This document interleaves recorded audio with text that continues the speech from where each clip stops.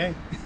So Flagstone Stepstones, we really like to do ours a little bit differently than a lot of companies. We really like big stepstones. You see these guys here are almost as big as me.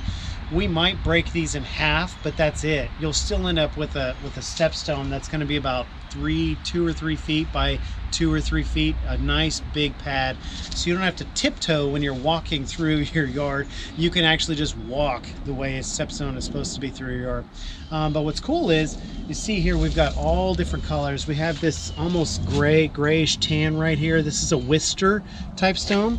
And then we have this almost reddish peach color. It's a Rosa is what that is. We also have back there almost kind of a white. It's that one's a classic oak is what that one is. And this one here is more, has golds and tans, kind of a khaki color here. And this is another shade of Worcester. If you see even kind of just the piece right behind it, it's even got some blacks in it. Worcester is very, very versatile. It comes anything from a really, really light color all the way to black on those. And then over here, there's one that has even a little bit of moss on it. It's very similar to the moss rock. It's got a lot of the blacks and the oranges in it.